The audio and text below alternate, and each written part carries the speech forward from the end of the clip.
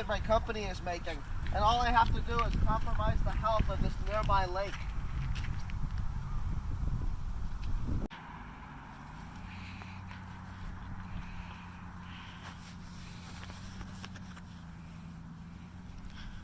Here's your money for the day. I worked 6 hours already. I don't care. Get back to work. I need the money. Hey, I don't know if we should sell bear fur anymore. People are getting mad because they're endangered animals. Yeah, but it's so easy to catch them and it's quick money. Let's just tell people it's something else.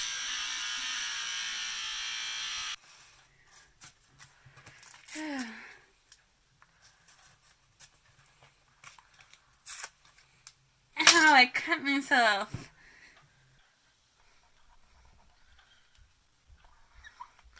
Actually, you know what? It's gonna cost me too much money to send you to the hospital. No time off? No time off. Just put a bandage on it. Fine. Each of the previous clips shared a common theme, something which is unacceptable in today's business climate. Those clips showed unethical business practices. I'm Hamza. And I'm Melissa. We created this video to show you that there is a rising trend in the increased demand for businesses to show ethical behavior. First ethical issue up for discussion is the environment and the harm companies are causing to it. Did you know that just 100 companies are responsible for up to 71% of global emissions since 1988? These are ExxonMobil, Shell, BP, Chevron, and they are identified among the highest emitting investment-owned companies. If fossil fuels continue to be extracted at the same rate over the next 28 years as they were between 1988 and 2017, the report says that global average temperatures would be on course to rise. This is likely to have catastrophic consequences, including substantial species extinction and global food scarcity. While companies have a huge role to play in driving climate change, the barrier is the absolute tension between short-term profitability and the urgent need to reduce emissions.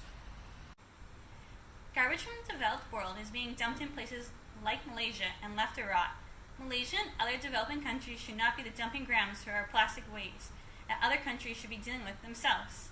Companies like to pretend that this isn't their issue, but they need to start taking more responsibility for their waste, as the equivalent of 1 truckload of plastic enters the ocean every minute. Coca-Cola is among one of the many companies which are responsible for the pollution of our ocean. Consumers are not happy with this, and many have shown this by boycotting their products. Although Coca-Cola is not directly responsible for what people do with their products after they are used and purchased, proper corporate social responsibility should indulge them into helping solve this ecological problem.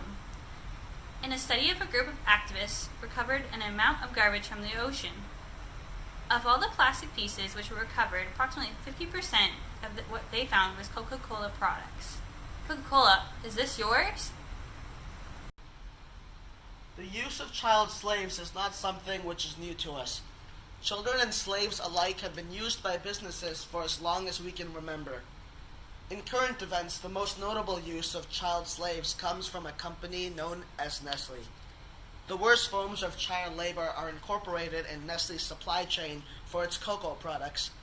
Many consumers wish to stop supporting this company due to its ill practices. Nestle, however, chooses to omit this news and does not disclose that its chocolate products have had child and slave labor incorporated in their supply chain. Furthermore, allegations are that Nestle has not yet required its suppliers to redeem the practice despite being aware of the existing child and slave labor. A current lawsuit even argues that consumers, if they had known their products contained cocoa procured from child or slave labor, would not have purchased the products at all or paid nearly as much for them. This is a great example of how a company which chooses to use unethical business standards is losing both customers and revenue. The next unethical business practice that we'd like to talk about is the lying and corporate greed of CEOs. One current example is the case of Citibank. Citibank decided to spend $50 million on a new private jet after taking $45 billion in taxpayer funds to stay afloat. As Citibank did this, this is a textbook example of bad business ethics, To make matters worse, CEO Vikram Pandit lied to Congress that he received a compensation of only $1 million a year when the actual figure was closer to $11 million. Another ethical issue that companies face is the responsibility to produce safe and harmless products. Dangerous or harmful goods are produced when companies decide to save a little money and cut costs instead of spending extra money and implement it into their quality checks. This case is exemplified in the case of Mattel of the Barbie doll. Mattel has earned a reputation for manufacturing hazardous toys. The company has outsourced many of its products to China just to cut the costs. But the toys that came back were coated with toxic lead paint that contained 180 times the legal limit of lead content. And they also came with poorly attached magnets, which was easy for the children to swallow. Dolls became a major hazard, and the Mattel had to recall them and face the public for unethical business conduct. Mattel should have conducted proper corporate social responsibility and implied higher levels of quality searching in the products so that consumers were not harmed. China is not always a good source to save your money. You need to make smarter decisions. Companies often outsource to China, like in the case of Mattel and the Barbie doll, but what they don't teach them over there is how to properly inspect the quality and safety of these products. So in order to save a buck, corporate greedy CEOs will outsource and compromise the safety of their products, thus performing unethical business practices and harming their consumers. This is not okay. To conclude, we'd like to talk about the ways that you can help as both an individual and as an organization. So how can you help? Ask the questions and demand the answers. Ask how they're being ethically responsible. Are they making safe products? Are they paying their employees properly?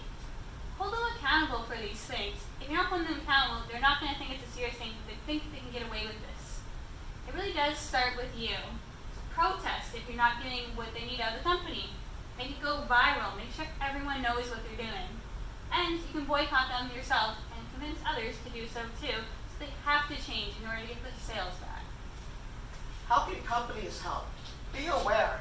Whether you're the CEO, manager, or employee, it's important for you to know exactly what your company is involved with. Address issues. If you find out that your company is using slave or child labor, address these issues. Go higher up in your hierarchy chain and find out who can help. Keep up to date.